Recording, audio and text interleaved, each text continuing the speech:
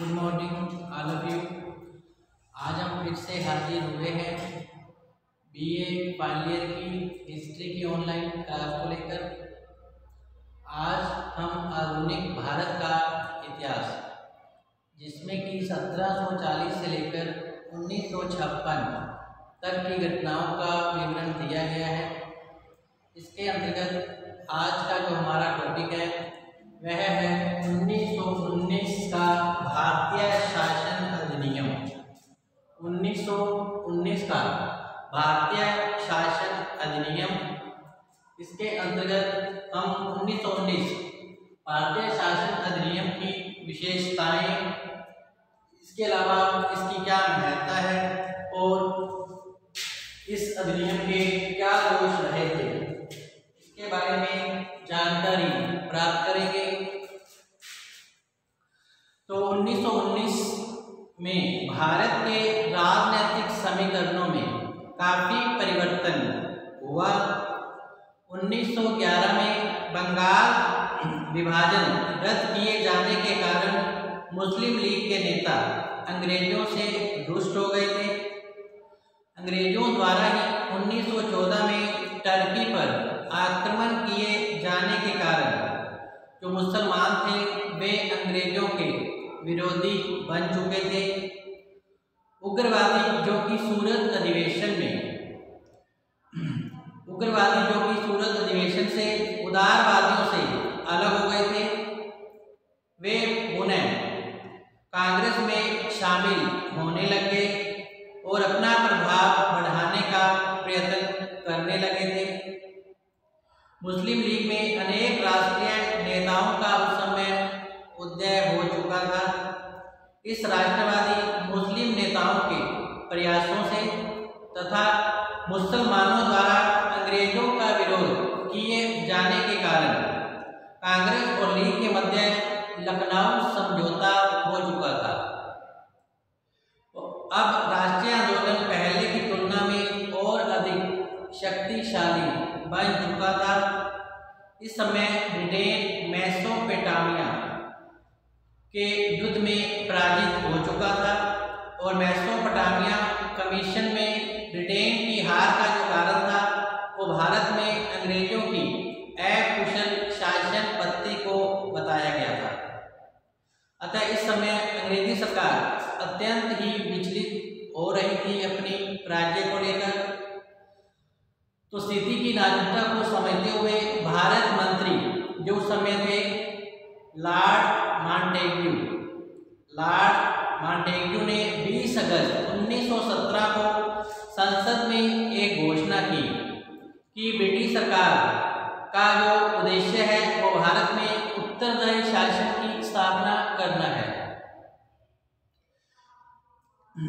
कि ब्रिटिश सरकार का जो उद्देश्य है वह भारत में उत्तरदायी शासन की स्थापना करना है और भारत के तत्कालीन वायसराय चैम्सफोर्ड ने मॉन्टेग्यू से विचार विमर्श करते हुए 1918 में संवैधानिक सुधारों के संबंध में एक रिपोर्ट प्रकाशित की थी, जिसे मॉन्टफोर्ड रिपोर्ट के नाम से भी जाना जाता है।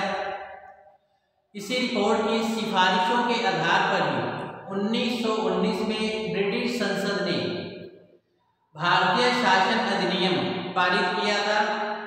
इसी आधार पर 1919 में ब्रिटिश संसद ने भारतीय शासन अधिनियम पारित किया और इस अधिनियम की जो निम्नलिखित विशेषताएं थी, तो 1919 का भारतीय शासन अधिनियम, जिसे कि मॉन्टेग्यू चैम्सफोर्ड सुधार के नाम से जाना गया है, इसकी प्रमुख विशेषताएं जो थी वह निम्नलिखित थी। नंबर 1, भारत मंत्री की भारतीय परिषद के सदस्यों की जो संख्या थी वह 8 से 12 निर्धारित की गई थी। इन सदस्यों में 3 सदस्यों का होना अनिवार्य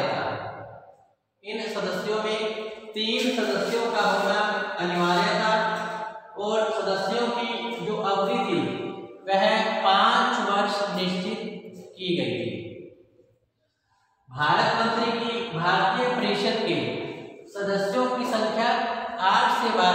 निर्धारित की गई थी और इन सदस्यों में 3 सदस्यों का होना अनिवार्य था। सदस्यों की अवधि जो है वो 5 वर्ष निर्धारित की गई थी। नंबर 2 है भारत मंत्री को भारतीय राजकोष के स्थान पर भारतीय राजकोष के स्थान पर ब्रिटेन राजकोष से वेतन दिया जाने लगा। भारत मंत्री को भारतीय राजकोष के स्थान पर अब ब्रिटेन राजकोष से वेतन दिया जाने लगा। यह 1919 अधिनियम की एक प्रमुख विशेषता रही थी। नंबर 3 भारत में एक नवीन अधिकारी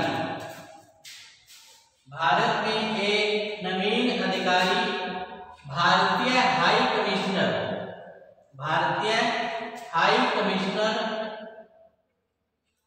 की नियुक्ति की गई, जिसे व्यापार एवं शिक्षा संबंधी कार्य सौंपे गए थे।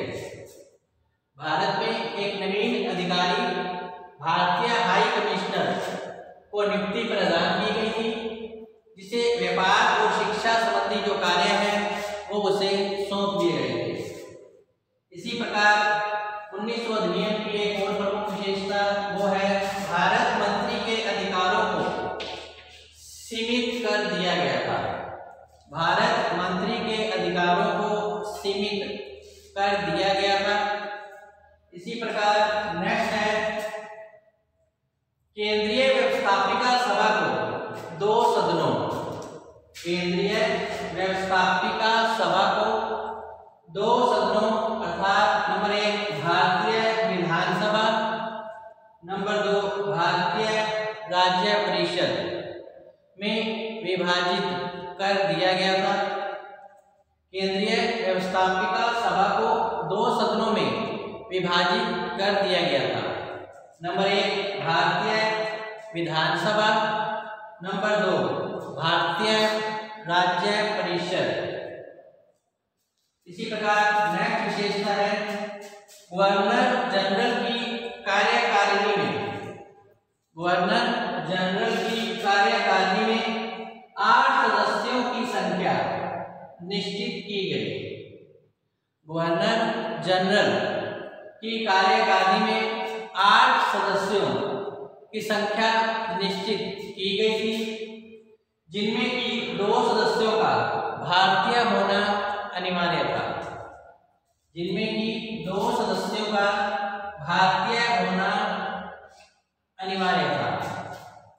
इसी प्रकार नेक्स्ट है प्रांतों में द्वैत शासन की स्थापना की व्यवस्था की गई।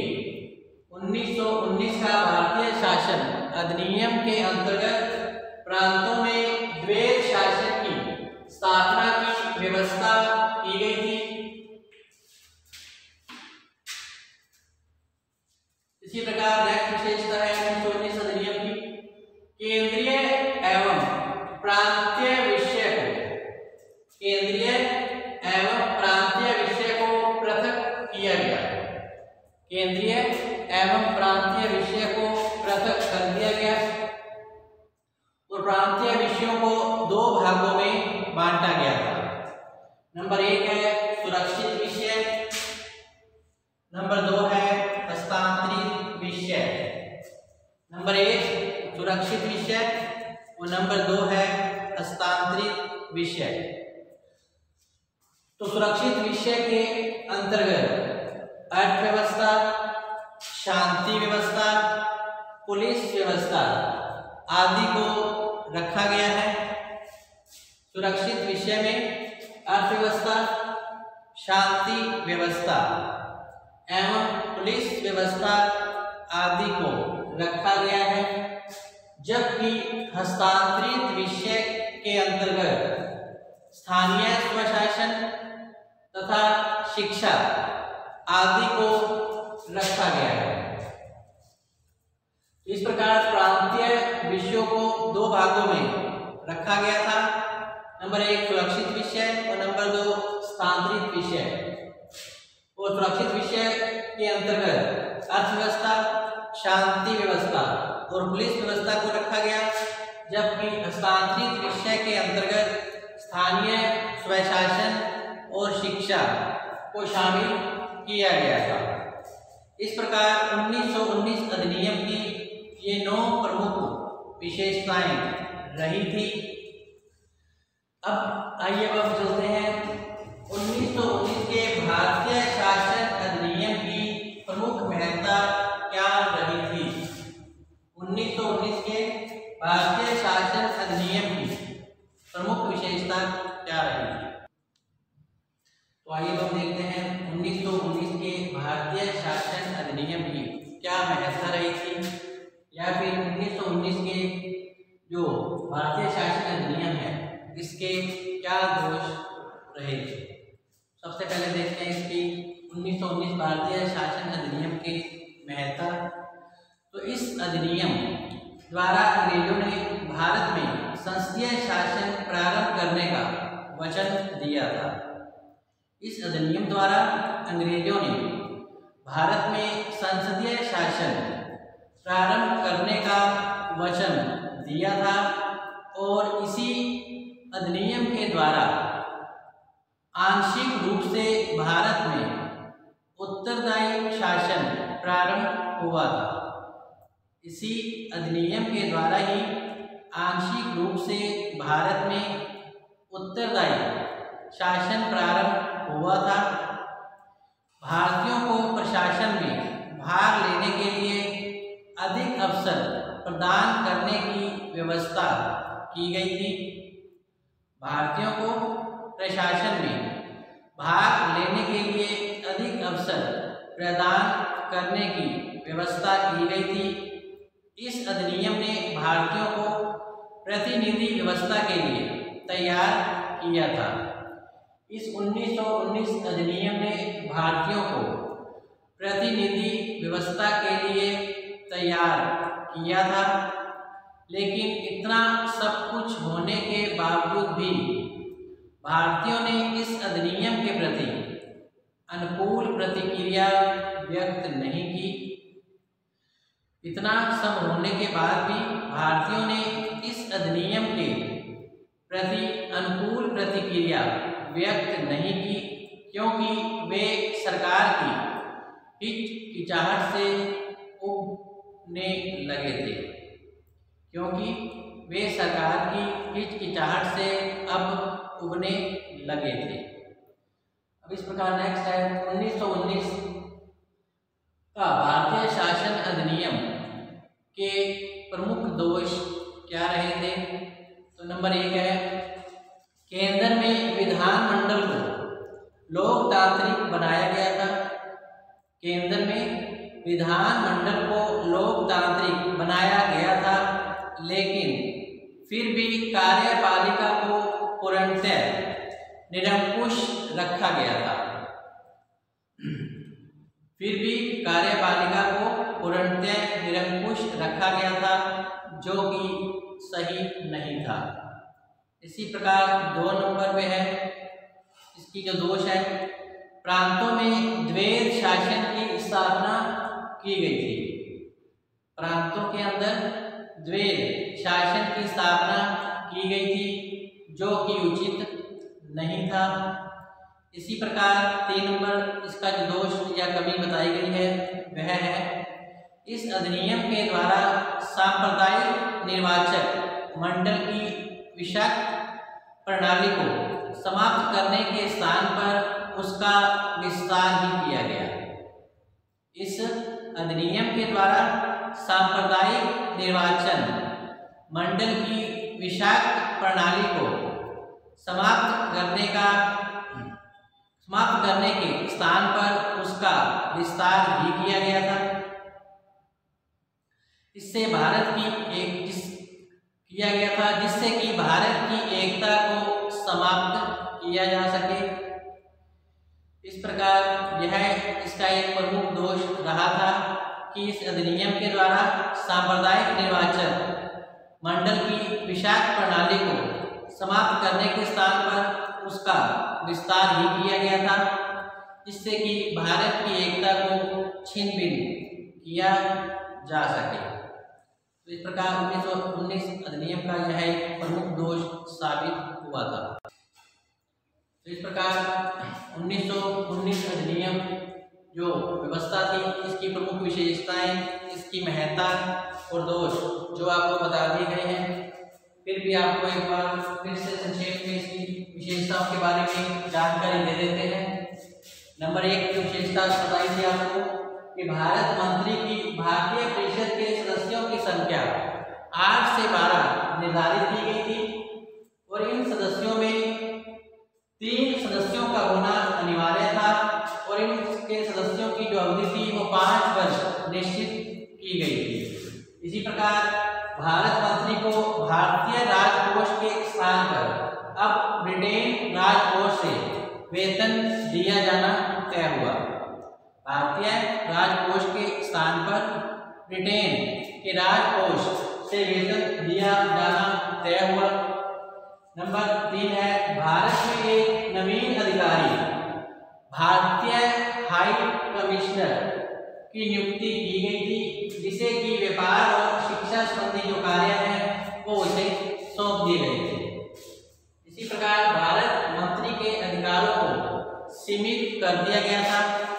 भारत मंत्री के अधिकारों को सीमित कर दिया गया था। नेक्स्ट है केंद्रीय व्यवस्थापिका सभा को 2 सदनों अर्थात भारतीय विधानसभा और भारतीय राज्य परिषद में विभाजित कर दिया गया था। इसी प्रकार गवर्नर जनरल की कार्यकारिणी में 8 सदस्यों की संख्या निश्चित की गई थी, जिनमें कि 2 सदस्यों का भारतीय होना अनिवार्य था। इसी प्रकार प्रांतों के अंदर द्वैत शासन प्रणाली की व्यवस्था लागू की गई, जो कि सही नहीं था। नेक्स्ट है केंद्रीय और प्रांतीय विषयों को भी पृथक पृथक कर दिया गया। केंद्रीय और प्रांतीय विषयों को भी पृथक पृथक कर दिया गया था और प्रांतीय विषयों को 2 भागों में बांटा गया। नंबर 1 सुरक्षित विषय और नंबर 2 हस्तांतरित विषय। अब सुरक्षित विषयों में अर्थव्यवस्था, शांति व्यवस्था और पुलिस व्यवस्था को शामिल किया गया, जबकि हस्तांतरित विषय में स्थानीय स्वशासन और शिक्षा आदि को रखा गया था। हस्तांतरित विषय में स्थानीय स्वशासन और शिक्षा आदि को रखा गया था। तो इस प्रकार आज का जो हमारा टॉपिक है 1919 का भारतीय शासन अधिनियम, इसकी विशेषताएं, महत्ता और दोष यहीं समाप्त होते हैं। कल हम फिर से एक नए टॉपिक के साथ हाजिर होंगे। कल हम 1935 अधिनियम की प्रमुख विशेषताएं और उनके दोषों के बारे में जानकारी प्राप्त करेंगे। तो आज के लिए बस इतना ही। आप घर पर रहें, सुरक्षित रहें और पढ़ते रहें। धन्यवाद।